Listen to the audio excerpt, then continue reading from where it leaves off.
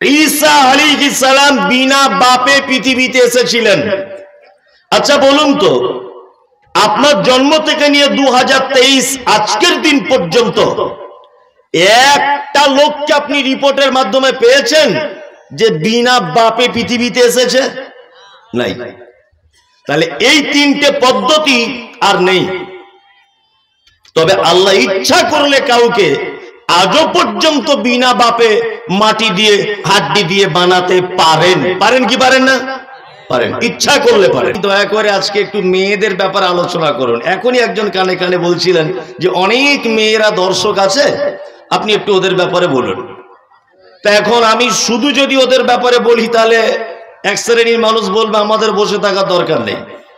ওই জন্য আমি আপনাদের উভয় পক্ষ, নারী এবং পুরুষ উভয়দেরকেই কিছু কথা উপদেশমূলক বলছি হাদিস এবং কোরআন থেকে, এবং বাস্তবমুখী কিছু কথা। ইসলামে নারীদের ব্যাপারটা বুঝতে গেলে আপনাকে পৃথিবীর সূচনাতে চলে যেতে হবে, একদম সূচনাতে। এক, আল্লাহ সুবহানাহু ওয়া তাআলা আদম আলাইহিস সালামকে তৈরি করেছেন। দেখুন, পৃথিবীতে মানুষ তৈরি হয়েছে অর্থাৎ সৃষ্টি হয়েছে তিনটে থেকে চারটে পদ্ধতির মাধ্যমে। এক, আমাদের প্রথম পিতা আদম আলাইহিস সালাম, পৃথিবীর প্রথম মানুষ, পৃথিবীর প্রথম নবী। এই প্রথম মানুষ বা প্রথম নবী তিনি জন্মগ্রহণ করেছেন বা আল্লাহ ওনাকে বানিয়েছেন মাটি দিয়ে। কি দিয়ে? মাটি। আমার সাথে সাথে কথা বলুন, তাহলে ভালো লাগবে, আপনার জ্ঞানও বাড়বে। এক। আচ্ছা, নাম্বার দুই, আমাদের মাঝে একজন নবী এসেছিলেন।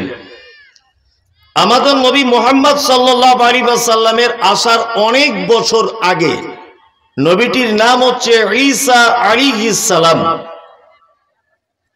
ঈসা আলাইহিস সালামের আব্বা ছিল? ছিল? ছিল না, বিনা বাপের। এইবার আপনাকে বলছি, আল্লাহ সুবহানাহু ওয়া তাআলা আদম আলাইহিস সালামকে তৈরি করার পরে জান্নাতের ভিতরে রাখলেন। জান্নাতের ভিতরে আদম আলাইহিস সালাম আছেন, সবথেকে নিয়ামতে ভরা জান্নাতে। অথচ জান্নাতের ভিতরেও আদম আলাইহিস সালামের মন খুব ভালো নেই, বলে যেন অস্থিরতা ভাব। আল্লাহর কোরআনে কথা বলছেন যে ইন্নাল্লাহা আলিমুম বিযাতিস সুদূর। আল্লাহ মানুষ যেটা মুখে বলে এটা বুঝে, আর যেটা অন্তরে মানুষের জাগে মুখে প্রকাশ করে না, এই অন্তরের জাগা কথাটাকেও আল্লাহ সুবহানাহু ওয়া তাআলা বুঝেন। তা আল্লাহ বুঝতে পারছেন যে আদমকে জান্নাতে ভালো লাগছে না একটা কারণে, একে একটা বউ দিতে হবে, মানে মেয়ে ছাড়া এই জান্নাতে ঠিকঠাক থাকতে পারবে না। দেখুন আপনার আমারও অবস্থা তাই। আপনি সারাদিন কাজবাজ করার পরে আপনি সন্ধ্যাবেলাতে বাড়িতে এসেছেন, দেখবেন আপনার বেটা আছে, আপনার বেটি আছে, আপনার মা আছে, আপনার আব্বা আছে, সবাই আছে, শুধু আপনার বাড়ির গিন্নি বাড়ি নেই। দেখবেন যেন বাড়িটা ফাঁকা ফাঁকা লাগে, কি লাগে না? তার মানে এক কথা, একটা পুরুষ সঙ্গী নারীর সঙ্গিনী ছাড়া বড় একাকিত্ব বলে নিজেকে মনে করে। আল্লাহ তাআলা আদমকে একটা বউ দিলেন, মা হাওয়া আলাইহিস সালাম। কিভাবে তৈরি করা হলো হাওয়াকে?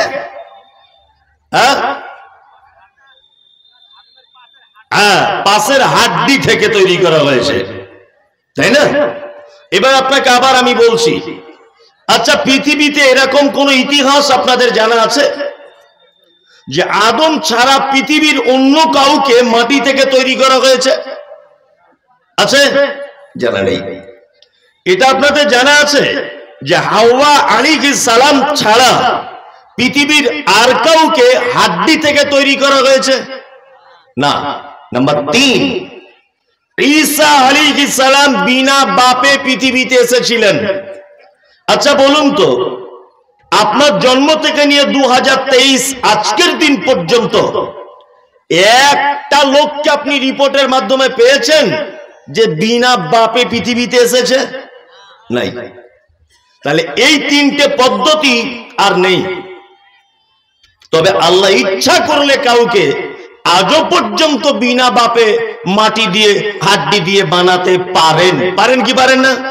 পারেন, ইচ্ছা করলে পারেন, কিন্তু এখন আর নেই। আর একটা পদ্ধতিতে পৃথিবীতে মানুষের জন্ম হচ্ছে, সেটা হচ্ছে নারী আর পুরুষের মিলনের ফলে। এ পদ্ধতি আমার দাদু আর দাদির ভিতরে ঘটেছিল বলে আমার আব্বা এসেছে পৃথিবীতে। আমার আব্বার মায়ের ভিতরে এই সম্পর্ক ঘটেছে বলে আমি মমতাজুল ইসলাম পৃথিবীতে এসেছি। আমি আমার স্ত্রীর সঙ্গে সম্পর্ক ঘটেছে বলে আমার বেটার বেটি পৃথিবীতে এসেছে। আজও পর্যন্ত এই পদ্ধতিটা বর্তমানে চালু আছে, তাই না? আছে। নারী এবং পুরুষের মিলনের ফলে পৃথিবীতে মানুষের সৃষ্টি।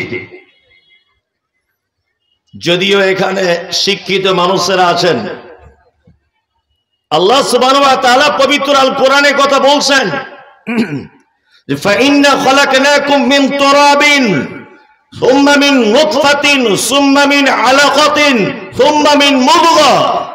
আল্লাহ বলছেন আমি মানুষকে তৈরি করেছি মূল উপাদান মাটির। মূল উপাদান কি? মাটি। কিন্তু বড় দুঃখ লাগে যে আমরা স্কুলে পড়েছি চার্লস ডারউইনের একটি থিওরি যে বানর থেকে মানুষ হয়েছে। দেখেছেন না? শুনেছেন কি না যে বানর থেকে মানুষ? স্কুলের বইয়ে দেখবেন এই রকম ভাবেই ছবি দেওয়া আছে। হেডমাস্টার যে রুমটাতে বসে থাকেন, এখানে দুইজন টিচার আছেন, যে রুমটাতে বসে আছে সেই রুমে একটা ক্যালেন্ডার আছে। ক্যালেন্ডারে এইভাবে বোঝানো হচ্ছে আগে এইরকম ছিল, তারপরে ঘড়িয়াল হয়েছে, তারপরে বানর হয়েছে, তারপরে অমুক হয়েছে, এরকম সিরিয়াল দিতে দিতে দিতে দিতে বলছে মানুষ হয়ে গেছে। দেখেছেন এগুলো? হ্যাঁ, চার্লস ডারউইনের থিওরি এটা, যদিও এটা ভুল। আচ্ছা এবার আপনাদেরকে একটা কথা বলছি। আচ্ছা একটা গরু, দেশি গরু আর একটা অস্ট্রেলিয়ান গরু, এই দুটো গরুর যদি যৌবনের সম্পর্ক করিয়ে দেওয়া হয়, তাহলে তার পেটে অস্ট্রেলিয়ান বাছুর হওয়া স্বাভাবিক না অস্বাভাবিক? স্বাভাবিক। ইয়েস, স্বাভাবিক। এটাও আমরা জানি যে ঘোড়া আর গাধাতে মিলন করলে ঘুড়ির পেটে যে বাচ্চাটা আসে তার নাম হয় খচ্চর। খ চয় চয় র, খচ্চর, তাই না? তবে অনেকটাই ঘোড়া বা ঘুড়ির মতো দেখতে হয়। হয় কি হয় না? হয়। বর্তমানে আইভিএফ এর মাধ্যমে অনেক কিছুই সম্ভব বিজ্ঞানের যুগে। অস্ট্রেলিয়ার একটা বিশাল ষাঁড়ের তার বীর্যকে এনে আমাদের গরুর ভিতরে জরায়ুতে পুশ করা হচ্ছে, ইনজেকশন যেটাকে বলা হচ্ছে, অস্ট্রেলিয়ান বাছুর পাওয়া যাচ্ছে। আচ্ছা বলুন তো এটা সম্ভব না অসম্ভব? জোরে বলুন। সম্ভব। এবার আপনাকে বলছি, আমি একটা হাতির বীর্য এনে ইনজেকশন দিয়ে গরুর পেটের ভিতরে বা তার জরায়ুতে ঢুকিয়ে দিলাম। আচ্ছা বলুন তো গরুর পেটে হাতির বাচ্চা হবে কি হবে না? হবে না? হবে না। এটা সম্ভব নয় গোলাম হোসেন, কখনোই সম্ভব নয়। চার্লস ডারউইন বলছেন বানর থেকে মানুষ হয়েছে। চার্লস ডারউইন এ কথা বলছেন বানর থেকে মানুষ হয়েছে, তথ্য একেবারেই মিথ্যা, ভুল, যুক্তির আলোকেও ভুল। গরুর সঙ্গে গরুর যৌবনের সম্পর্ক হলে গরুরই বাচ্চা হয়, ঘোড়ার সঙ্গে ঘোড়ার হলে ঘোড়াই হয়, হাতির সঙ্গে হাতির হলে হাতিরই হয়, তাই না? জীবনে কোনোদিন দেখেছেন যে গরুর পেটের ভিতরে বা তার জরায়ুতে ঘোড়ার বীর্য ঢুকিয়ে দেওয়া হয়েছে আর ঘোড়ার বাচ্চা হয়েছে? তাহলে কি করে বাঁদরের পেট থেকে বা বানর থেকে মানুষ, এটা হয় কি করে? আশ্চর্য তথ্য। এটা স্কুলে পড়তে হয়, পড়বেন, ঈমান রাখবেন না। তারও আগে একটা কথা বলে দিচ্ছি, আমি আলোচনার মূল জায়গায় যাইনি। আমি বলেছি স্কুলে পড়তে হয়, পড়বেন, ঈমান রাখবেন না। বিশেষ করে যাদের ছেলেমেয়েরা জেনারেল স্কুলে পড়াশোনা করছেন, অবশ্যই আপনি পড়ান, অবশ্যই আপনি পড়ান। কারণ ইসলাম বলছে যে তালাবুল ইলমি ফারিজাতুন আলা কুল্লি মুসলিমিন, প্রত্যেক মুসলিম নরনারীর জন্য দ্বীনের জ্ঞান অর্জন করা কি ফরজ। এক জায়গাতেও এখানে বলা নেই যে দ্বীনের জ্ঞান বাদ দিয়ে অন্য কোনো জ্ঞান অর্জন করা যাবে না, এখানে বলা নেই। অবশ্যই আপনার ছেলে স্কুলে পড়বে, কলেজে পড়বে, ইঞ্জিনিয়ার হবে, ব্যারিস্টার হবে, উকিল হবে, ডক্টর হবে, এমবিবিএস হবে, সবকিছু হোক, তবে আপনার বেটার জন্য বাধ্যতামূলক এইটা যে ইসলামিক বেসিক জ্ঞানগুলো, শিরক কাকে বলে, বিদআত কাকে বলে, পিতামাতার প্রতি শ্রদ্ধা কতটা প্রয়োজন, যাকাত কতটা মাল হলে দিতে হয়, হজ একটা মানুষের কখন ফরজ হয়, এই সমস্ত জ্ঞানগুলো যদি তার ভিতরে থাকে, অবশ্যই সে এই হাদিসের হক পূরণ করলো যে প্রতিটা মুসলিম নরনারীর উপরে ইলমে শিক্ষা ফরজ, এই হক তার পূরণ হয়ে গেল। তবে আপনার বেটা পথভ্রষ্ট হবে কখন, যখন জেনারেল শিক্ষিত হওয়ার পরে সেই শিক্ষা প্রয়োগ করার সময় যদি আল্লাহর উলুহিয়াত, আল্লাহর রুবুবিয়াত, আল্লাহর আসমা ওয়া সিফাতের যদি অপমান হয়, তাহলে ওই শিক্ষা হবে তখন মারাত্মক ভয়ঙ্কর। প্রয়োগের ক্ষেত্রে, ব্যবহারের ক্ষেত্রে, শিক্ষা অর্জন করার পরে আপনাকে যে কথা বলছিলাম, আপনার ছেলে স্কুলে যাক, আমার কোনো আপত্তি নেই, তো আপনার ছেলেকে ঈমানের ব্যাপারে কয়েকটা তালিম আমি দিয়ে যাচ্ছি, এগুলো বলবেন, যেগুলো হাদিস এবং কোরআনের সঙ্গে মারাত্মক সংঘর্ষ, যেটা বিশ্বাস করলে একটা মুসলমান যুবকের ঈমান থাকবে না। স্কুলের বইয়ে পড়ানো হচ্ছে, কি পড়ানো হচ্ছে, বলছে ওর নাম যিশু, পড়ানো হচ্ছে না যিশু। কোরআন কি বলছে, কোরআন বলছে ওর নাম ঈসা। তাহলে বলুন, কোরআনের সঙ্গে স্কুলের সিলেবাসের মারাত্মক সংঘর্ষ আছে না নেই? আছে, অবশ্যই আছে। বলছে ওর মায়ের নাম মেরি, কোরআন কি বলছে মারিয়াম। স্কুলের সঙ্গে আপনার কোরআনের মারাত্মক সংঘর্ষ হচ্ছে কি হচ্ছে না? হচ্ছে। ইসলাম কি বলছে, ওর জন্ম হয়েছে বাইতুল লাহাম, স্কুলে পড়ানো কি হচ্ছে, বেতেল হেম বলে একটা জায়গাতে জন্মগ্রহণ করেছেন, মানে হাদিস এবং কোরআনের সঙ্গে সংঘর্ষ। অবশ্যই আপনার বেটাকে আপনি স্কুল থেকে ফেরত আসার পরে এ কথা বলে দিবেন যে যিশু যেটা পড়েছো এটা পরীক্ষায় লিখতে হবে, ঈমান রাখা চলবে না। ওর মায়ের নাম মেরি, যেটা পড়েছো এটা তুমি স্কুলে লিখবে, কিন্তু পড়তে পারবে, সবকিছু করবে, ঈমান রাখবে না। ঈমান রাখলে আপনার বেটার ঈমান থাকবে না, যাবে? যাবে, চলে যাবে। খুব সাবধান, আপনার বেটাকে এটা বলে দেবেন। তাহলে নারী আর পুরুষ পৃথিবীতে এইভাবে এসেছে, স্বামী স্ত্রী মিলনের ফলে, যে কথা বলছিলাম।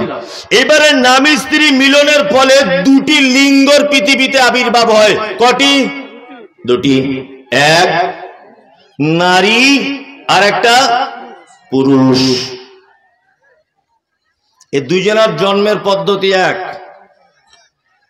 একটা নারী তার মায়ের পেটের ভিতরে যতদিন থাকে, একটা পুরুষ বাচ্চা তার মায়ের পেটের ভিতরে ততদিনই থাকে। একটা নারী বাচ্চা তার মায়ের পেটের ভিতরে থাকার পরে যেভাবে যে পদ্ধতিতে খাদ্য সরবরাহ করা হয়, একটা পুরুষ বাচ্চা মায়ের জরায়ুতে আসার পরে ওই পদ্ধতিতেই তাকে খাদ্য সরবরাহ করা হয়। একটা নারী বাচ্চা যতদিন পর্যন্ত তার মায়ের পেটের ভিতরে থাকে, একটা পুরুষ বাচ্চা ততদিন তার মায়ের পেটের ভিতরে থাকে।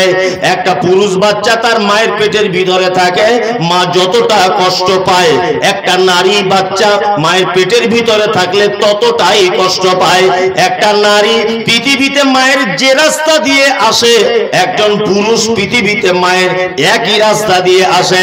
জন্মের পরেও কিছু দিন যাবত পর্যন্ত একটাই পদ্ধতি। কোন পদ্ধতি আলাদা আছে? নাই। একই পদ্ধতিতে পৃথিবীতে এসেছে।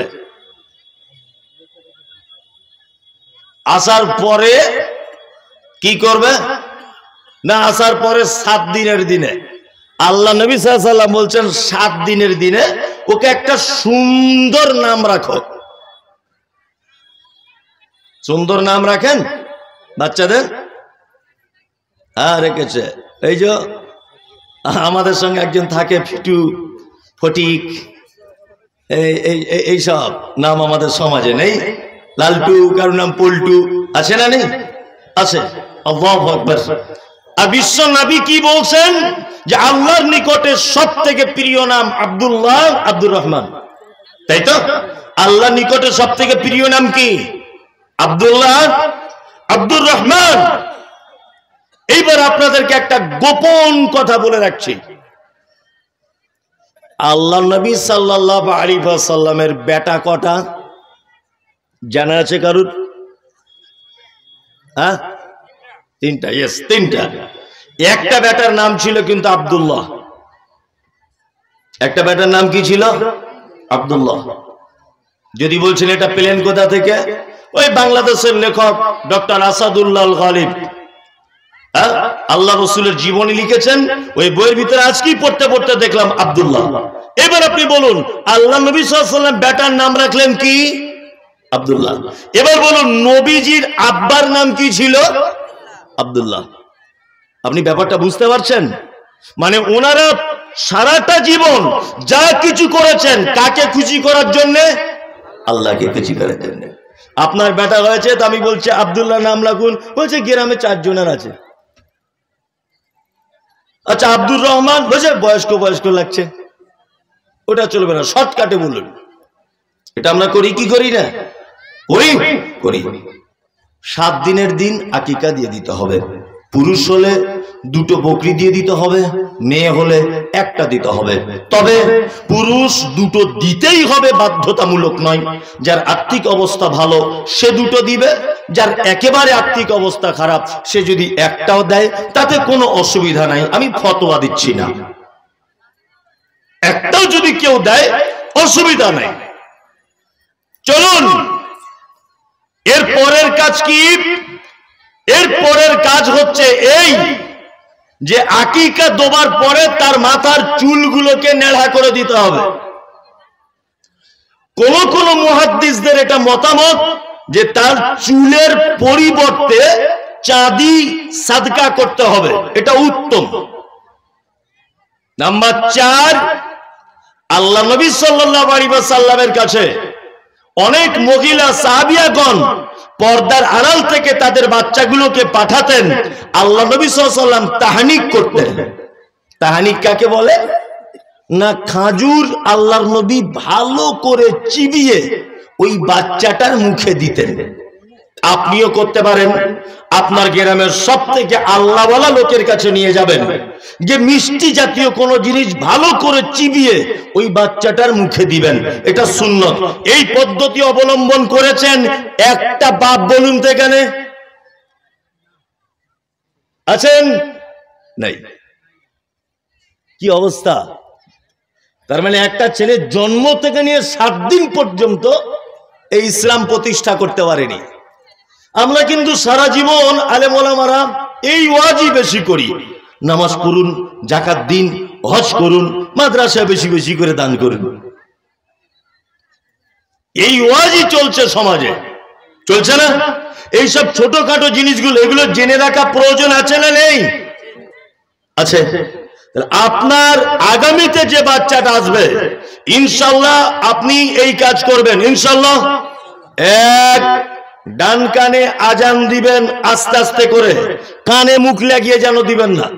বাচ্চা আছে হসপিটালের বেডে শুয়ে, তার এক সাইড আস্তে আস্তে করে আজান দিলেন যাতে কার কানে যায়। নাম্বার 2, 7 দিন হবে, সুন্দর নাম রাখবেন, আকিকা দিয়ে দিবেন। আকিকার গোশত সবাই খাবে, যার বেটার আকিকা সে খাবে, তার মা খাবে, তার দাদি খাবে, তার আত্মীয় স্বজন সবাই খাবে, কোনো অসুবিধা নেই। সে রান্না করেও খাওয়াতে পারে, কাঁচা দিতে পারে, ভেজে দিতে পারে, জাল দেওয়া দিতে পারে, যা ইচ্ছা দিতে পারে, কোনো অসুবিধা নেই। আর আরেকটা কাজ করবেন, যদি পারেন মাথাটাকে ন্যাড়া করে ওই চুলটাকে ওজন করে সাদকা করবেন চাঁদি। আরো যদি পারেন আপনার গ্রামের আল্লাহওয়ালা কোনো মানুষের কাছে খাজুর জাতীয় কোনো জিনিস মিষ্টি চিবিয়ে ওই বাচ্চাটার মুখে দিবেন, তাহলে এটার নাম তাহনিক। আল্লাহ নবী সাল্লাল্লাহু আলাইহি ওয়াসাল্লামের সুন্নতের একটা পদ্ধতি বলে দিলাম। মহিলা যদি হয় একই পদ্ধতি, নারী পুরুষ যদি হয় একই পদ্ধতি। চলুন আস্তে আস্তে দুজনা বড় হচ্ছে, ছেলেও হচ্ছে মেয়েও হচ্ছে। আচ্ছা, এতক্ষণ যা বললাম নারী পুরুষের কোনো ডিফারেন্স আছে? আছে? নাই। আপনার বাচ্চার বয়স 7 বছর, পানির বোতলটা কই? বাচ্চার বয়স কত? 7 বছর। আল্লাহ নবী বলেছেন মুরু আওলাদাকুম বিসসালাত। আল্লাহর নবী বলছেন তোমার বেটাকে তোমার বেটিকে নামাজের জন্য বলো। তাদের বয়স যখন 7 বছর হবে, 7 বছর থেকে এই 3 বছর অর্থাৎ 10 বছর পর্যন্ত মসজিদে তুমি নিয়ে যাবে, মসজিদ থেকে বাড়ি আনবে। 10 বছর যেদিন হবে তার উপরে নামাজ বা সালাত ফরজ হয়ে যাবে।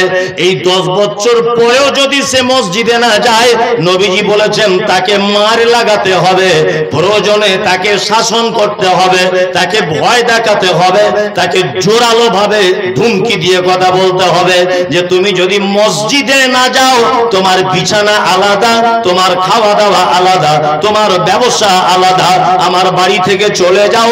এই রকম মিথ্যা হলেও বাপকে হুমকি দিতে হবে বেটা যাতে মসজিদের ভিতরে যায়। 7 বছর বয়সে মসজিদে যাওয়া শুরু। ক বছর? কয়েকটা কথা বলে দিচ্ছি শুনে নেন। আমাদের বাচ্চারা কিছু মসজিদে যায় না, গিয়ে খুব দুষ্টুমি করে। ওর দাদুর সাথে যায়, গিয়ে পাখা চলছিল সুইচ অফ করে দিয়েছে। ওই ইমাম সাহেব নামাজ পড়াচ্ছিল, সামনের দিকে নিয়ে গেছে। মসজিদের সর্দার মোড়ল বলছে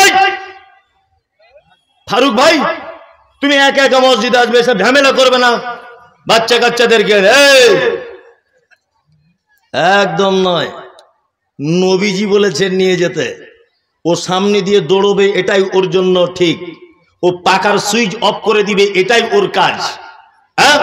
ও গিয়ে চালুর বস্তা থেকে চাল বার করে ছিটিয়ে দেবে, ওটাই ওর কাজ। একটা কথা মাথায় রাখবেন, সেটা জেনে যান। কাঁঠাল গাছে যখন কাঁঠাল যখন ধরে, একসঙ্গে সব কাঁঠাল পাকে না। পাকে না, যেটা টাইম হয়ে যায় সেটা কেটে নেওয়া হয়। আর কেটে নেওয়ার পরেও দেখবেন আর একদিকে একটা এইরকম সাইজ, আরো একটু উপরে দেখবেন আর একটা এইরকম সাইজ, আরো একটু উপরে দেখবেন ফুল ফুটেছে। দেখেন না? তা আপনি যদি ওই সাইজ ছোট ছোট ফুলগুলো যদি ভেঙে দেন বা কেটে দেন, তাহলে বলুন তো আর 2 মাস পরে কাঁঠাল চোখে দেখতে পাবেন? পাবেন না। তো মসজিদ থেকে যে বাচ্চাদেরকে ধমকি দিয়ে বার করে দিচ্ছেন ইমাম সাহেব বা মসজিদ কর্তৃপক্ষ বা মুয়াজ্জিন বা কোন লোক, আপনি জেনে রাখুন আগামী দিনের 5 ওয়াক্তের মুসল্লি হবার সম্ভাবনা রয়েছে এই শিশুটির ভিতরে। আপনি তার মনটাকে ভেঙে চুরমার করে দিলেন। কখনোই নয়। মসজিদে বাচ্চাকে হাতে করে নিয়ে যাবেন, সে সালাত আদায় করুক আর না করুক, সে গিয়ে খেলাধুলো করবে তবুও ভালো, তাকে ওর ভিতরে রাখবেন। চলুন, নারী পুরুষের একটাই হুকুম, 10 বছর বয়সে যদি আপনার মেয়ে যদি নামাজ না পড়ে, তাহলে 10 বছর বয়সে যদি আপনার মেয়ে যদি না পড়ে, তাহলে মেয়ের মা ওকে শাসন করবে। এখন তো শাসন আর করা যাবে না, বাপ তো নিজেই নামাজ পড়ে না। কি বললাম বুঝলেন না? ওই যে আমি একটা কবিতা বলি, ছোট্ট খোকন বলল সেদিন বাবাকে তার ডেকে, বাবা তোমার চুলগুলো সব যাচ্ছে কেন পেকে? বাবা বলে যাদের ছেলে দুষ্টুমিতে পাকা তাদের বাবার মাথার চুল যায় না কাঁচা রাখা। ছোট্ট খোকন বলল তখন হয়নি আমার ভুল, তুমিও তো ছিলে আমারই মতো, তাই পেকেছিল দাদুর চুল। কি বুঝলেন? একটা বাচ্চা ছেলে তার বাপকে ডেকে বলছে আব্বা তোমার চুলগুলো পেকে যাচ্ছে কেন? বলছি ওরে যাদের ছেলেরা খুব বদমাইশ না, টেনশনে চুল পেকে যায়। তখন ছেলেটা বলছে তাহলে দাদুর চুল পেকেছিল কেন? তুমিও মাল্টিভিটামিন ছিলে, দাদুর তাহলে চুল পাকলো কি করে? এখন যদি আপনার 10 বছরের ছেলেটাকে একবারই মারতে যান, আর ও যদি ঘুরিয়ে গ্রামের একটা মুরব্বীকে জিজ্ঞেস করে যে আমার আব্বা নামাজ পড়েছে, নামাজ ধরেছে কত বছরে গো চাচা, তো বলছে তোর বাপ ধরেছে তো আজকে 3 বছর বয়স, 60 বছর। তা বেটা যদি ঘুরিয়ে বলে তুমি তো 57 বছর বয়সে নামাজ ধরেছ আর আমাকে 10 বছরের জন্য মারতে এসেছ, এটা বলতে পারে কি পারে না? পারে।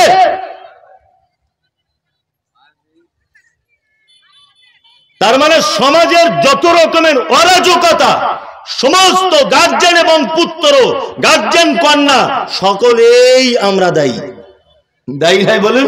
সকলে, উভয় দোষী, উভয় দোষী, সব কাজে ভেজাল, সবাই দোষী। বক্তাকে দাওয়াত করেছে আর হ্যান্ডবিলে লিখছে অমুক বক্তার নকল, লিখছে না অনেক জায়গায়।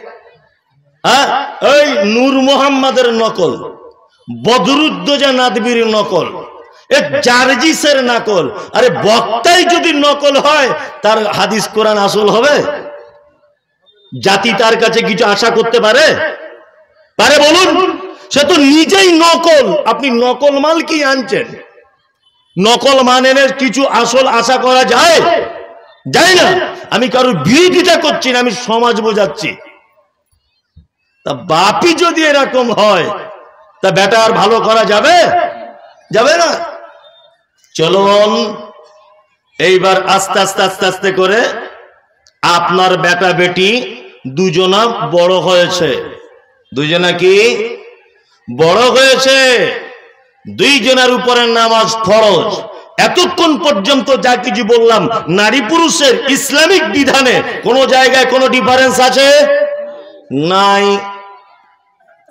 এইবার আপনাকে আমি একটা ডিফারেন্সের কথা বলছি, ভালো করে শুনে রেখে দেন।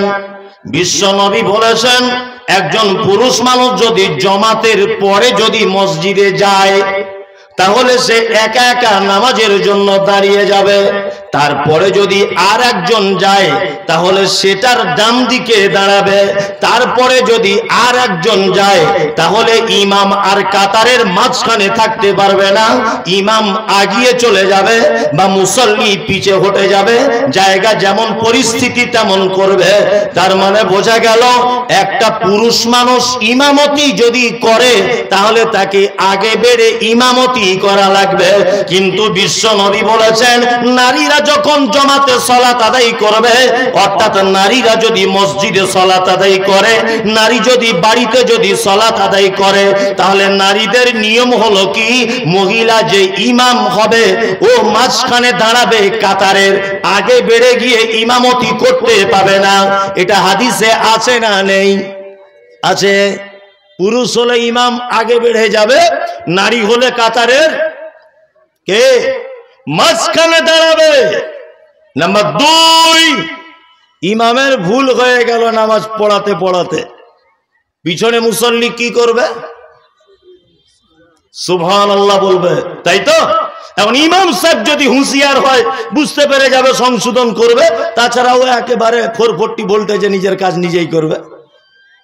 যদি মহিলা ইমামের ভুল হয়ে যায়, তাহলে হাততালি দিবে। কেউ কেউ বলছে এইভাবে এইভাবে মারবে, আওয়াজ হবে। হুঁশিয়ারিনী ইমাম হলে বুঝতে পেরে যাবে কি হবে, যে আমার কোন এক জায়গায় ত্রুটি।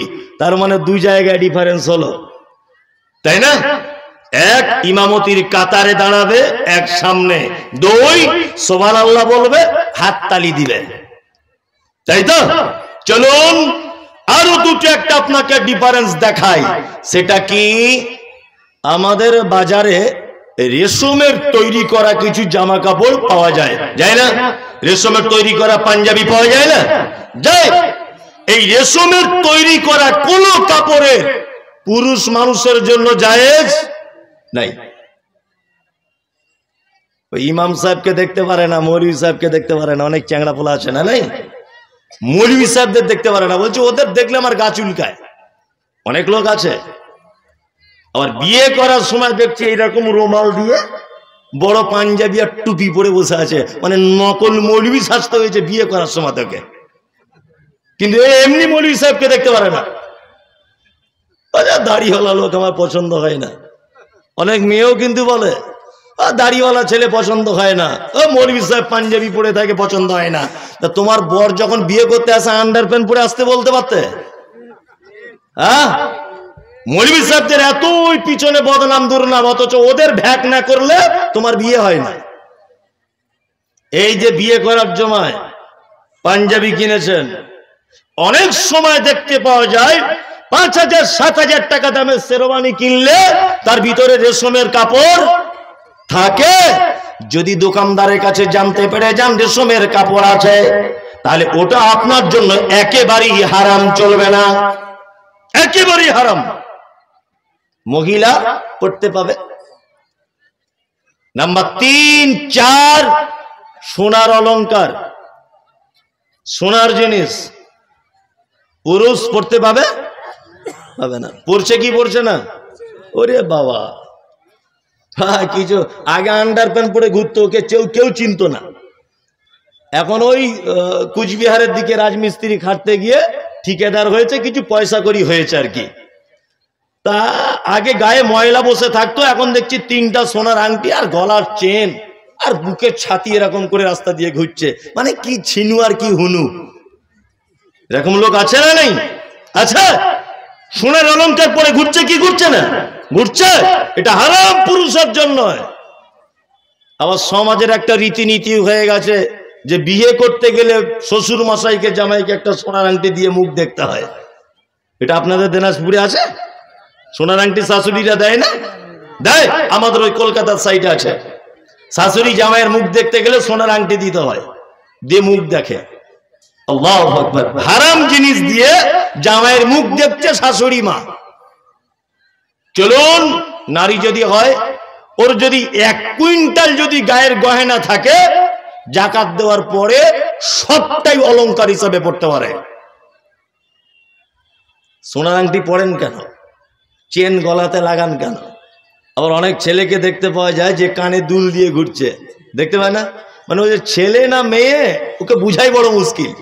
মানে এর মাঝখানে যারা আছে মনে হয় তারা, আমি আর নাম বলছি না, দেখতে পাওয়া যায় কি যায় না? যায়। আরে অলংকার ইসলামের নারীদের জন্য বৈধ। কারণ কি বলুন তো? এ তো একটা মারাত্মক লজিক আছে। লজিকটা কি? আচ্ছা বলুন, সারা পৃথিবীতে সুন্দর কে, নারী না পুরুষ? পুরুষ। বলছে নারী, মানে ও মেয়ে ছেলে ছাড়া কিছু বুঝে না, বলছে নারী। খ্যাপা কোথাকারে, পৃথিবীতে সব থেকে সুন্দর হচ্ছে পুরুষ। ওই জন্য ইসলাম ওদের অলংকার নিষেধ করেছে। পুরুষ খালি গায়ে থাকলেও পুরুষ, পাঞ্জাবি থাকলেও পুরুষ, শার্ট পরে থাকলেও পুরুষ, ও গেঞ্জি পরে থাকলেও পুরুষ, ও আন্ডার প্যান্ট পরে থাকলেও পুরুষ। আর একটা মহিলা 2টো থালা মেজে এসে দেখছে, আবার আয়না দেখছে। দেখবেন বাড়িটা ঘরটা মুছে দেওয়ার পরে দেখছে আবার আয়না দেখছে যে মুখে কালি লেগে আছে কিনা। এইখানে পালিশ, ঠোঁটে পালিশ, চোখে পালিশ, মুখে পালিশ, হাতে পালিশ, সব জায়গাতে পালিশ। তার মানে কি? ও নিজেও জানে আমি সুন্দর নয়, আমাকে পালিশ দিয়ে ওকে দেখাতে হবে, তাছাড়া পছন্দ করবে না। কি হয়েছে বুঝতে পারছেন না? পৃথিবীতে 2টো কথা আছে, ধারণা আজকে জেনে নেন। 1, পুরুষ হচ্ছে সব থেকে সুন্দর। গরু 2টো লিঙ্গ, তাই না? নারী আর পুরুষ। কোন গরুটা দেখতে ভালো? পুরুষটা। বাঘ আর বাঘিনী, বাঘিনীর গোঁপদাড়ি কিছু নাই, আর বাঘ গর্জন কি বড় বড় গোঁপদাড়ি আছে, তার গর্জন হয় না? আপনি মুরগি আর মোরগের দিকে দেখুন, মোরগের মাথাতে ফুল আর গলার ভয়ে কি, আর দেখতে কি চমৎকার। সুন্দর কি সুন্দর নয়? সারা পৃথিবীর স্ত্রীলিঙ্গরা সুন্দর নয়, তাকে সুন্দর করতে হয়, আর পুরুষ লিঙ্গরা অটোমেটিকলি সুন্দর। আর একটা জিনিস জিজ্ঞাসা করি, আচ্ছা বলুন তো, পৃথিবীতে নারীর লজ্জা বেশি না পুরুষের লজ্জা বেশি? মানে এরা আন্দাজে পড়ে বলছে যে যদি আবার গোলমাল হয়ে যায়, এই তো। এই বলুন, লজ্জা বেশি কার? এই তোমরা বলি ভাট ভাট করিও না, ওই লোকগুলো বলুক লজ্জা বেশি কার? হ্যাঁ বলছেন নারীর। কে বলেছে নারীর? লজ্জা বেশি পুরুষের। যদি বলছেন কেমন, আপনাকে আমি দেখাবো। এখান থেকে বাসে করে মালদা যান, বাসের ভিতরে বসে আছে 30 জন পুরুষ মানুষ। আচ্ছা বলুন তো, একজন পুরুষ মানুষের পেট দেখা যায়? যদি ওর পেট দেখতে ইচ্ছা করে জামার বোতাম খুলে দেখতে হবে, তাই না? ওই বাসের ভিতরে 40 জন মেয়ে ছেলে ছিল, দেখবেন 20 জন মেয়ের পেট দেখা যাচ্ছে, যায় কি যায় না? তার মানে পুরুষ বাইরে বার হলে তার দেহকে ঢেকে রাখে যাতে কেউ দেখতে না পায়, কিন্তু নারী আবার এমন একটি জাতি যে বাইরে বার হলে খুলে বার হয় যাতে আমার দিকে লোক দেখে, মানে উল্টা হয়ে গেছে। ঘটনা কি ঠিক বলছি কিনা, বাস্তব কিনা বাস্তব? বাস্তব। আপনার লজ্জা লাগলেও কিছু করার নেই, শরম লাগলেও কিছু করার নেই, ঘটনা যে সত্য। সত্য নয়? সত্য। সোনার অলংকার নারী পরবে, পুরুষ পড়তে পাবে না। আর একটা নিয়ম নীতি বাজারে আছে যে বিবাহের অনুষ্ঠানের সময় দেখবেন অনেক সময় ছেলেরা হাতে মেহেন্দি লাগায়, লাগায় কি লাগায় না? লাগায় কি লাগায় না? ঈদের দিলে ছেলেদের হাতে দেখতে পাওয়া যায় মেহেন্দি, গ্রামে জলসা হাতে দেখতে পাওয়া যায় মেহেন্দি, মেহেন্দি দেখতে পাওয়া যায় কি যায় না? কিন্তু পুরুষ মানুষের জন্য মেহেন্দি একেবারেই চলবে না, হারাম। আল্লাহর নবী জনাবে রাসূলুল্লাহ সাল্লাল্লাহু আলাইহি ওয়াসাল্লাম মসজিদের ভিতরে বসে আছেন বা ঘরের ভিতরে বসে আছেন, কোন এক জায়গাতে একজন মহিলা পর্দার আড়াল থেকে আল্লাহর নবীকে হাত বাড়িয়েছেন। বিশ্ব নবী বলছেন, এই হাতটা কার? এটা নারীর না পুরুষের? তখন মহিলাটা বাইরে থেকে বলছে, ইয়া রাসূলুল্লাহ, আমি একজন নারী। আল্লাহর নবী বলছেন, তুমি যদি নারী হবে তোমার হাতটা কেন পুরুষের মতো? তুমি বাড়ি চলে যাও, দ্বিতীয়বার যখন আমার দরবারে আসবে তখন তুমি মেহেন্দি লাগিয়ে নিবে। তার মানে বোঝা যায় নারী মেহেন্দি লাগাবে হাতে পায়ে, যেখানে তার ইচ্ছা লাগাবে, কিন্তু পুরুষ মানুষ মেহেন্দি লাগাতে পাবে না, ওটা ওরই জন্য হারাম। বর্তমানে লাগাচ্ছে কি লাগাচ্ছে না? একদম আজকে থেকে ছেড়ে দেন। আরে মাওলানারা দাড়িতে লাগাচ্ছে, ওটা হাদিসে আছে, আপনিও পাকা দাড়িতে লাগান। এটাই সুন্নত যে দাড়ি সাদা হয়ে গেলে আল্লাহ নবী সাল্লাল্লাহু আলাইহি ওয়াসাল্লাম বলেছেন, ইহুদি খ্রিস্টানেরা দাড়ি কালো করে, তোমরা তাদের বিপরীত করো, তোমরা মেহেন্দি কালার করো, অন্য যে কোনো কালার আপনি করুন, কালো করতে পাবেন না। কিন্তু আমরা সেই ঘুরে ঘুরে ইহুদি খ্রিস্টানদের মতো কালো করছি, মানে শিং ভেঙে বাছুরের দলে ঢোকার লাইন করছে। ওর শিং উঠেছে, শিং দুটো ভেঙে এখন ভাবছে বাছুরের দলে যাব। ও 60 বছরের বুড়া, ওর গায়ের চামড়া দেখলে বোঝা যায় চুল কালো হয়ে আছে, একদম কুচকুচ কুচকুচ করছে। লোককে কি বোকা বানাতে এসেছো? লোক বুঝে না নবীজির হাদিস কি। নবীজির হাদিস, যদি কেউ কালো চুল, পাকা চুল যদি কালো করে, ও তো জান্নাতে যাবে না, যাবে না, জান্নাতের ঘ্রাণ পর্যন্ত পাবে না। যার ঘ্রাণ 1000 বছর দূরে থেকে যার ঘ্রাণ পাওয়া যায়, সে তার ঘ্রাণটা পর্যন্ত পাবে না। এইখানে অনেক পুরুষ মানুষ বসে আছে, কালো করা লোক, খুঁজলে মনে হয় পাওয়া যাবে, যাবে না? আচ্ছা মলিজা কি করবো, পেকে গেছে, কি করবো? পেকে গেছে গেছে, অনেকজনের তো চুল নাই, নেড়া, তা সে কি করবে? চাল কাতরা মেখে ঘুরবে?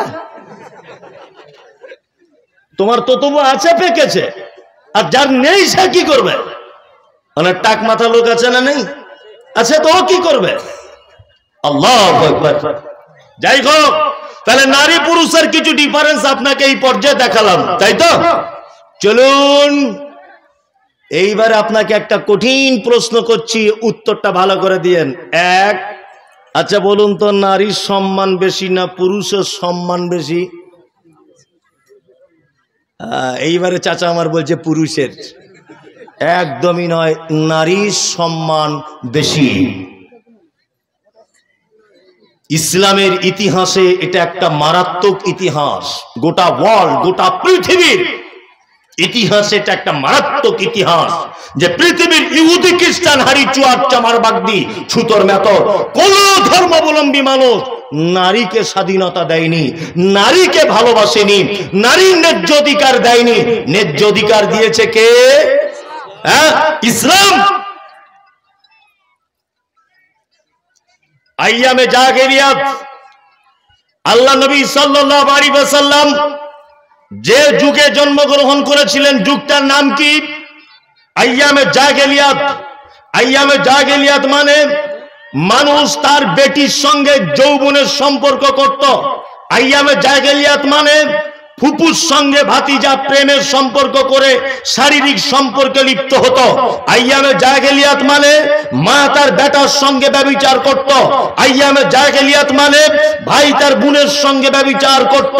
এহেন এক অন্ধকারে নিমজ্জিত জাতিকে, এহেন এক অন্ধকারে ডুবে যাওয়া নারীকে মুহাম্মদ সাল্লাল্লাহু আলাইহি ওয়াসাল্লাম একেবারে টেনে তুলে এনে নারীকে কন্যার মর্যাদা দিয়েছেন, নারীকে মায়ের মর্যাদা দিয়েছেন, নারীকে খালার মর্যাদা দিয়েছেন, নারীকে একেবারে রাজ সিংহাসনে বসিয়ে দিয়েছেন মুহাম্মদ সাল্লাল্লাহু আলাইহি ওয়াসাল্লাম। যা পৃথিবীর কোন ধর্মাবলম্বী মানুষ তার নারীকে সম্মান দেয়নি, ইসলামই শুধুমাত্র দিয়েছে। কম সম্মান নারীর। মা, তুমি তোমার ওজন বুঝছো না, তুমি তোমার ওজন বুঝতে পারোনি, এই জন্য আজকে তোমার এই অবস্থা। আরে আল্লাহ আল্লাহর নবী যা সম্মান দিয়েছে আলাদা ব্যাপার, ওটা ধরে নেন। দুনিয়াতে দেখুন ওদের সম্মান কত, একটা একটা করে দেখাই। এক, আচ্ছা বলুন তো লক্ষ্মীর ভান্ডার পায় কারা? কথা বলুন। মহিলারা পায়, তাই না? আচ্ছা বলুন তো দেখি, বিবাহের সময় মেয়ের একটা টাকা পায়, কি বলে? কন্যাশ্রী, কন্যাশ্রী, রূপশ্রী। আচ্ছা বলুন তো রূপশ্রী পুরুষ পায় না নারী পায়? নারী পায়। আচ্ছা আপনি জীবনে দেখেছেন রেল লাইনে লেখা আছে বা বাস স্টপেজে আছে যে পুরুষের সিট নাই, স্পেশাল বাসে লেখা আছে লেডিস সিট? শিয়ালদা থেকে বনগা লাইন, শিয়ালদা থেকে বারুইপুর, হাওড়া থেকে লোকাল ট্রেন, লেখা আছে লেডিস স্পেশাল। আছে না নেই? আছে।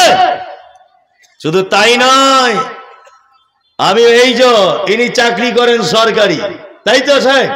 সরকারি চাকরি করেন, উনি মারা গেছেন, ভালো করে বুঝবেন। আচ্ছা বলুন তো ওনার স্ত্রী টাকা পাবে কি পাবে না? পাবে, পাবে, পেনশন পাবে। এবার ওনার স্ত্রী চাকরি করত, ওনার স্ত্রী মারা গেছে, উনি স্বামী হিসাবে পাবেন? পাবে না। কত সাবসিডি দেখুন। এক, আমি মমতাজুল ইসলাম, আমি যদি এখন পাপ করি, মারাত্মক পাপ করেছি, আচ্ছা বলুন তো আমার পাপের ব্যাপারে আমার বউকে হিসাব দেওয়া লাগবে? লাগবে না। আমার স্ত্রী অনেক পাপ করেছে বিয়ের পরে আমার সঙ্গে থাকার কারণে, সে অনেক পাপ করে ফেলেছে, বলুন তো আমি গার্জিয়ান হিসাবে আমাকে জবাবদিহিতা করতে হবে কি হবে না? হবে। তার মানে নারী, তোমাকে যা সম্মান দেওয়া হয়েছে পৃথিবীতে পুরুষকে সে সম্মান দেওয়া হয়নি। তুমি বুঝতে পারোনি তোমার সম্মান কতটা। একটা একটা করে সম্মানের কথা বলি। এক, নারী আমাদের সঙ্গে কয়েকটা সম্পর্কে জড়িত হয়। এক, মা। দুই, খালা। তিন, নানি বা দাদি বা ওই ক্যাটাগরি, মা বা মায়ের ক্যাটাগরি, ফুপু বা ফুপুর ক্যাটাগরি, বোন বা বোনের ক্যাটাগরি, ভাগ্নি বা ভাগ্নির ক্যাটাগরি।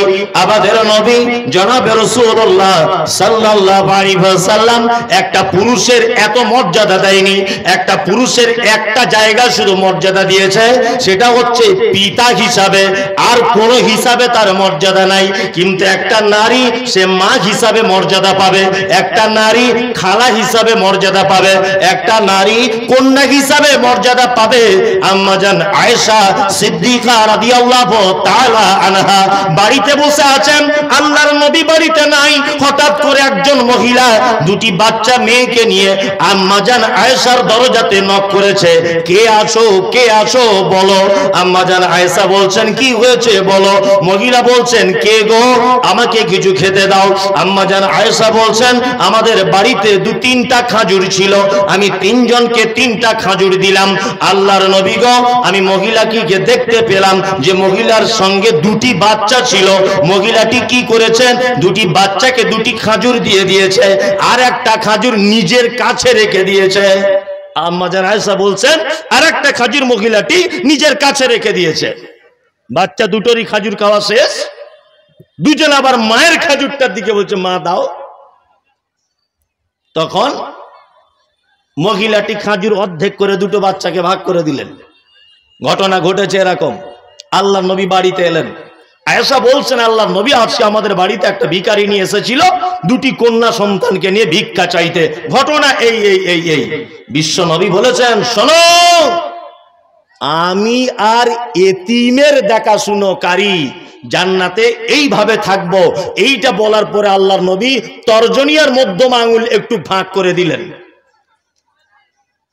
বিশ্ব নবী বলছেন, আয়েশা শোনো, কোন লোক যদি তার বেটি হয়েছে বলে যদি বিপদে পড়ে যায়, বিয়ে দিতে পারবো না, খেতে দিতে পারবো না বা দিতে পারছে না, যদি কষ্টের সঙ্গে তার বেটিদেরকে জীবন যাপন করায়, আমি নবী বলছি আমি আর ওই কন্যার পিতা জান্নাতের ভিতরে এইভাবে থাকবো। এইটা বলার পরে বিশ্ব নবী দুটো আঙুলকে এক জায়গায় জমা করে দিয়ে বলছেন, দেখো এইরকম ভাবে আমি আর কন্যার পিতা জান্নাতের ভিতরে থাকবো। আল্লাহু আকবার। ওই জন্য আপনাকে বলেছি এর আগেও সোশ্যাল মিডিয়াতে, বাজার থেকে যখন বাড়ি আসবেন, আপেল আঙ্গুর বেদানা যা কিছু আনবেন সর্বপ্রথম আপনার মেয়ের হাতে দেবেন, একদম। নাম্বার 2, বাড়ি থেকে যখন বার হবেন মেয়ের কপালে চুমু দিয়ে যাবেন। আল্লাহ নবী সাল্লাল্লাহু আলাইহি ওয়াসাল্লাম যখন কোনো সফরে যেতেন, ফাতেমার কপালে চুমু দিয়ে তবে বাড়ি থেকে বার হতেন। আল্লাহু আকবার। আর আপনার ছেলের থেকে ইনসাফ করবেন, অবশ্যই ইনসাফ করবেন ছেলে মেয়ের। তারপরেও বলছি, আপনি আপনার মেয়ের পিছনে একটু খরচা বেশি করবেন। সব সময় জামা কাপড় মেয়েকে একটু দামি দামি কিনে দিবেন, কারণ সব সময় বাজারের শ্রেষ্ঠ খাবার আপনার মেয়ের জন্য প্যাকেটে করে আনবেন। কারণ আরে আপনার মতো ভাগ্যবান পৃথিবীতে আর কেউ আছে যে নবীজি বলেছেন আমি আর কন্যার পিতা জান্নাতে এইভাবে থাকবো। এইটা বলার পরে নবীজি দুটো আঙুল এক জায়গায় করে দিলেন। তার মানে এই হচ্ছে আপনার নবীর সঙ্গে জান্নাতে থাকার মাধ্যম। কি বলছি বুঝতে পারছেন না? নবীর সঙ্গে জান্নাতে থাকার মাধ্যম কে? আপনার মেয়ে, আপনার কন্যা। অবশ্যই কন্যার সঙ্গে সদ্ব্যবহার করবেন, খুব সদ্ব্যবহার করবেন। জি। নাম্বার 2, মা। মা হিসাবে নারী, ওরে বাবা, এ সম্পর্কের কথা তো হাত দেওয়া বড় মুশকিল, খুব মুশকিল। আল্লাহ সুবহানাহু ওয়া তাআলা বলেছেন, উফিউ আলা তানহারহুমা, খুব সাবধান বেটা, তোমার মায়ের সঙ্গে কথা বলার আগে তোমার মা তোমার কথাতে যেন শব্দটুকু যেন বলে না দেয়। যদি বলে দেয় খুব বিপদে পড়ে যাবে। ওই জন্য যারা আব্বা মায়ের সঙ্গে দুর্ব্যবহার করেছেন বা ভুল করে ঝগড়াঝাটি হয়েছে, গালিগালাজ দিয়ে দিয়েছেন, দয়া করে বলছি কাল সকালবেলাতে বা আজকে রাতে যদি আপনার পারেন সুযোগ, আপনার মায়ের কাছে গিয়ে ক্ষমা চেয়ে বলুন, মা আমাকে ক্ষমা করে দাও। তাছাড়া কঠিন বিপদ হয়ে যাবে, খুব বড় বিপদ,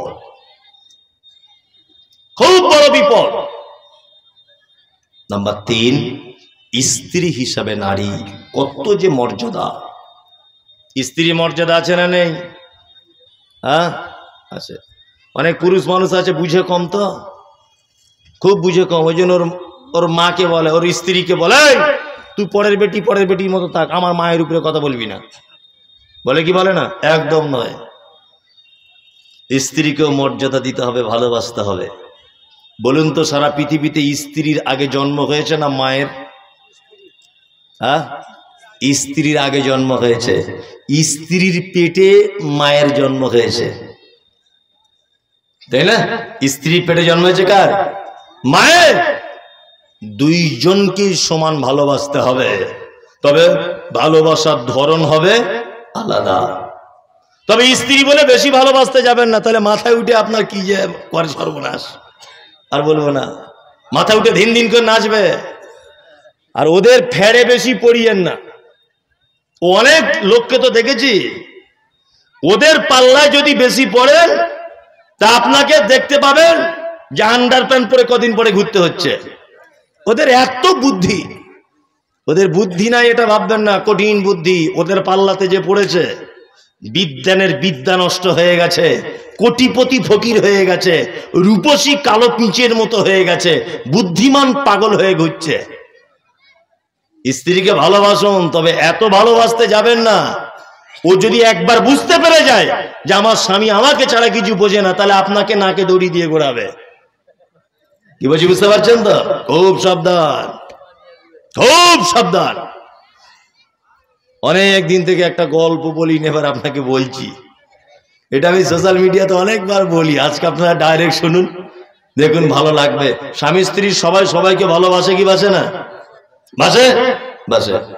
একটা বুড়ো লোক, এটা অনেক জায়গায় বলেছি, ডাইরেক্ট আপনাদের বলা হয়নি।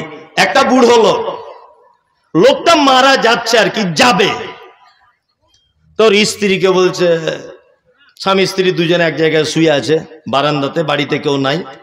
তো বুড়োটা ওর স্ত্রীকে বলছে, শোনো শাকিলার মা, আমি মনে হয় আজ আর বাঁচবো না, আজ রাই চলে আসতে পারে, আমার যা নিঃশ্বাসের প্রবলেম আর যা শ্বাসকষ্ট হচ্ছে, মনে হচ্ছে আমি আর টিকবো না। তখন ওর স্ত্রী বলছে, দেখো শাকিলার আব্বু, তুমি মরে যেও না, আহা সোনা আমার, জান আমার, তোমায় ছাড়া কি করে থাকবো, সেই ছোটবেলাতে তোমাকে বিয়ে করেছি, তোমায় ছাড়া কি করে বাঁচবো, খুব বলছে। স্বামী স্ত্রী দুজনা শুয়ে আছে মশারি টাঙিয়ে বারান্দাতে। তো ওদের বাড়ি একটা এঁড়ে গরু ছিল, বুঝলেন? এঁড়ে গরু বুঝেন তো? এঁড়ে গরু গোয়াল ঘরে বাঁধা ছিল, গোয়াল ঘর থেকে কোনো রকম খুলে পালিয়ে চলে এসছে। আর লোকটা সবার সময় বলেছে, আজকে মনে হয় আজরাইল চলে আসতে পারে। গরুটা খোল বুঝেন, খোল, গরুকে খেতে দেয় খোল, ওই খোল বালতিতে ভিজানো ছিল, ওই বালতিতে খোল খেতে গিয়ে এখন বালতির শিঙে লেগে গেছে। গরু চোখে দেখতে পাচ্ছে না, তো দিয়ালে গিয়ে ফাঁস করে মেরেছে। তখন বুড়িটার ঘুম ভেঙেছে। বুড়িটা তখন মশারিটা তুলে দেখছে, শালা এইরকম প্রাণী তো জীবনে দেখিনি, ইয়ে আবার কেমন। ও তখন ভেবেছে মনে আজরাইল আসছে। তখন মশারি থেকে ফটাম করে বার হয়ে বুড়ো জেগে গেছে। বুড়ো দেখতে চাইছে বুড়ি ভালোবাসে কতটা। বুড়ো লক্ষ্য রাখছে, ও মশারিটা খুলে গরুটার দিকে আঙুল দিয়ে বলছে, আমি অসুস্থ নয়, ওর দিকে যা, আমার দিকে আসছিস কেন, ওর দিকে যা। সকালবেলা বলছে, কাশ্মীরার মা, ও শাকিলার মা, সত্যি আমাকে ভালোবাসো? বলছে, বাসি না মানে তোমায় ছাড়া বাঁচবো না।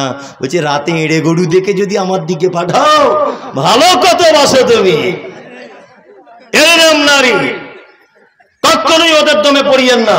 তবে মুহাম্মদ সাল্লাল্লাহু আলাইহি ওয়াসাল্লাম তিনি এ কথা বলেছেন, নারীদের ব্যাপারে যে আশ্চর্য কথা বলেছেন, এ কথা পুরুষের ব্যাপারে বলেননি। বলে দিই তাহলে আপনাকে, বলে দিই।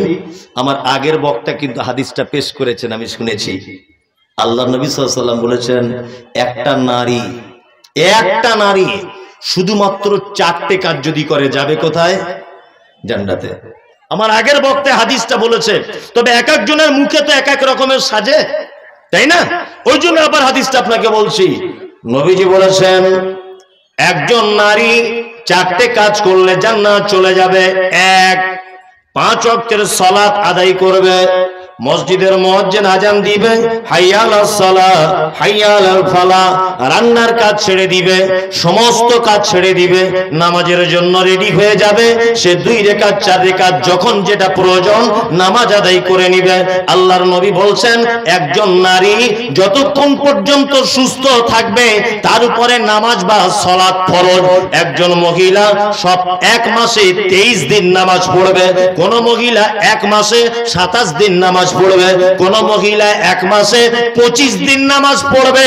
বাকি দিনগুলো ছুটি দেওয়া হয়েছে, ওর নামাজ কাজা করা লাগবে না, আল্লাহ ছুটি দিয়ে দিয়েছেন। আল্লাহর নবী বলেছেন, ওয়াসামাত শাহরাহা, তারপরে একজন নারী 1 মাস রোজা রাখবে। এই রোজার মাসে যদি সে অসুস্থ হয়ে যায়, যতদিন অসুস্থ থাকবে ততক্ষণ রোজা তার মাপ। তারপরের মাসে সুস্থ হলে রোজা করে দেওয়া লাগবে, রোজা কিন্তু কাজা করতে হবে, রোজা মাপ নাই। তারপরে নবী বলেছেন, ওয়া আতাআত বালাহা, স্বামীর সেবা করবে। দিনাজপুরে করে তো স্বামীর সেবা করে না, মহিলারা সেবা করে। ওই মায়েরা যারা আছেন আপনাদেরকে বলছি, যদি জান্নাতে যদি যেতে চান তাহলে আপনার উচিত স্বামীর সেবা করতে হবে। নবী বলেছেন, আল্লাহু আকবার। আমাদের বর্তমান যে অবস্থা চলছে, আর অবস্থা কেনই বা চলবে না? ওর বাপ যে খাট দিয়েছে 80,000 টাকা দামের, হ্যাঁ, গাড়ি দিয়েছে 1.5 লাখ টাকা দামের, সাংঘাতিক ফার্নিচার, ও তো আপনাকেই মারবে ঘুরিয়ে। আপনাদের দিকে সিস্টেম আছে নাকি? বিয়েতে টাকা পয়সা নেয় আপনাদের দিকে? আস্তাগফিরুল্লাহ। নেননি এরকম লোক একটা হাত তুলতে যে আমি 1 টাকা নিইনি। মাশাআল্লাহ, তার মানে উভয় পক্ষই আছে, তাই না? তবে যারা নিয়েছে এরা তো খুব সুবিধাবাদী লোক নয়। আবার এখন কিছু লোক আবার এরকম উঠেছে,